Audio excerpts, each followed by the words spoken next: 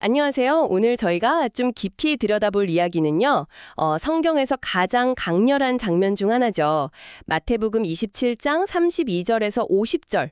예수님의 마지막 시간들에 대한 기록입니다. 네, 이 분석 자료를 보면 이게 단순한 어떤 비극적인 사건 기록이 아니라 그 이면에 숨겨진 의미가 아주 깊다는 거예요. 맞습니다. 그 겉으로 보이는 처절함 속에 사실은 전혀 다른 이야기가 흐르고 있다는 거죠. 네. 이 분석은 그 두 가지 시선, 그러니까 인간의 눈에는 실패처럼 보이지만 하나님의 관점에서는 구원 계획의 정점이자 새로운 시작이라는 그 시선을 계속 교차시키면서 보여줍니다. 아, 그 관점의 전환이 중요하군요. 그렇죠. 오늘 그 핵심적인 통찰들을 당신과 함께 좀 짚어봤으면 합니다. 좋습니다. 그럼 첫 장면부터 볼까요? 그 나가시다가 구레네 사람 시몬을 만나서 억지로 십자가를 지게 하잖아요. 네, 그 장면이죠. 이게 참 예기치 않게 엄청난 짐을 떠맡게 된 건데 이걸 그냥 단순히 운이 나빴다 이렇게만 볼 수 있을까요? 바로 그 지점에서 이 분석이 중요한 점을 이야기합니다. 표면적으로 보면 로마 군대의 그 강제 징발권, 앙가레오신이라고 하죠. 그거에 따른 그냥 불운한 동원인데 네. 그 이면을 보면 하나님의 그 큰 구원 역사에 한 이방인이 참여하게 되는 뭐랄까 좀 의미심장한 부르심이었다. 이렇게 해석하는 거죠. 아, 하나님의 부르심이라는 관점이군요. 네. 그리고 더 나아가서 이 사건이 예수님이 지신 그 십자가가 사실은 우리 모두가 져야 할 그 죄의 무게였다는 걸 상징적으로 보여준다고 강조하고요. 그렇군요. 그 장소 이름도 의미심장해요. 골고다, 해골의 곳이라는 이름 자체도 좀 섬뜩한데 네, 그렇죠. 이 분석에서는 그 처형 장소라는 공포 이미지 너머에 하나님 편에서는 오히려 죄와 죽음의 권세가 무너지는 어떤 승리의 장소였다. 이런 이종적인 의미를 부여하네요. 맞습니다. 그리고 나서 이어지는 그 조롱 장면들은 더 그렇죠. 지나가는 사람들, 또 종교 지도자들, 심지어 같이 십자가에 달린 강도들까지 다 비웃잖아요. 네, 맞아요. 뭐 성전을 헐고 사흘에 짚는 자여 네가 하나님의 아들이면 내려와 봐라. 40절. 또 남은 구원하면서 자기는 구원 못하네. 42절. 이런 말들 정말. 참 역설적인 말인데요. 이 분석은 이게 그냥 비웃음이 아니라고 보는 거죠. 그렇죠. 그 예수님이 성전이라고 하신 건 당신의 몸을 가리킨 거였는데 그 말씀을 의도적으로 왜곡하는 거고요. 아, 그리고 더 깊게는 사탄이 어떻게든 이 구원 계획 자체를 방해하려는 그런 영적인 공격의 성격도 있다고 지적합니다. 결국 예수님이 내려오지 않으신 이유가 우리를 구원하기 위해서였다는 그 아이러니, 그걸 부각시키는 거군요. 네, 바로 그 점입니다. 그리고 특히 정오부터 한 3시간 동안 온 땅에 어둠이 임하고 예수님께서 크게 외치시는 장면이 있잖아요. 네, 엘리 엘리 라마 사박다니. 네, 나의 하나님, 어찌하여 나를 버리셨나이까.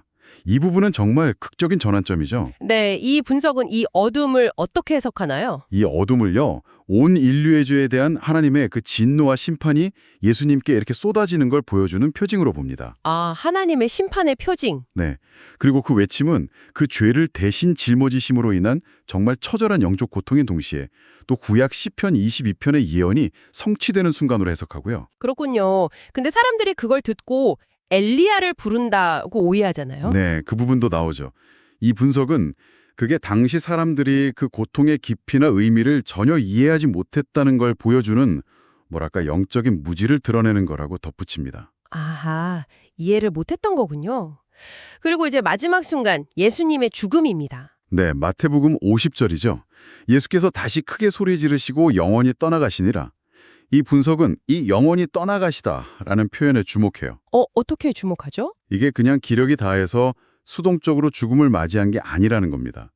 그 떠나가다, 아페켄이라는 원어가 예수님께서 스스로 생명을 내어주시는, 그러니까 통제권을 가진 능동적인 행위였음을 강조한다는 거죠. 아, 스스로 내어주신 죽음, 죽음조차도 능동적인 순종이었다는 의미군요. 그렇죠. 그리고 그 죽음과 동시에 일어난 그 놀라운 현상들. 네, 성서위장이 위에서 아래로 쫙 찢어지고 땅이 흔들리고 바위가 터지고 무덤이 열려서 죽었던 성도들이 일어났다는 그 기록들 말이죠. 네, 바로 그거예요. 이 분석은 이걸 그냥 신기한 자연현상 정도로 보지 않습니다. 그럼 어떻게 보나요? 이 모든 표징들이 예수님의 죽음이 가져온 그 우주적인 결과를 보여주는 아주 강력한 증거라고 설명해요. 예를 들어 찢어진 휘장은 하나님과 인간 사이를 가로막던 그 죄의 장벽이 허물어져서 이제 누구든 하나님께 나아갈 길이 열렸다는 상징이고요. 네네. 길이 열렸다. 그리고 지진이나 바위가 터지는 건 그 죽음의 영향력이 온 우주에 미친다는 걸 보여주고 또 죽은 자들이 일어난 것은 사망 권사를 이기신 그 생명의 능력을 아주 극적으로 보여준다는 해석이죠. 27장의 이 사건들을 겉으로 보이는 비극, 실패, 이걸 넘어서 하나님의 구원 계획이 성취되는 결정적인 순간, 오히려 승리의 드라마로 읽어내고 있다는 거군요. 맞습니다. 보이는 고통과 수치 속에서 역설적으로 보이지 않는 하나님의 사랑과 능력이 가장 강력하게 드러났다. 이게 핵심인 거죠. 네, 그럼 이 이야기가 오늘 우리에게, 당신에게 전하는 핵심 메시지는 뭐라고 할 수 있을까요? 크게 두 가지로 요약할 수 있을 것 같습니다. 첫째는 역시 그 찢어진 휘장이 상징하듯이 예수 그리스도를 통해서 이제 우리 각자가 하나님께 담대히 나아갈 수 있는 길이 열렸다는 정말 복된 소식이고요. 네, 길. 둘째는 그 구레네 시몬의 경우처럼 때로는 우리 삶에 닥치는 원치 않는 어려움이나 좀 무거운 짐처럼 보이는 그런 상황도 어쩌면 우리가 다 알지 못하는 더 큰 그림의 일부가 될 수 있다는 가능성입니다. 그것도 중요한 메시지네요. 원치 않는 짐이 오히려. 네. 그렇죠. 그럼 마지막으로 당신께 이런 질문을 하나 던지면서 마무리하고 싶습니다.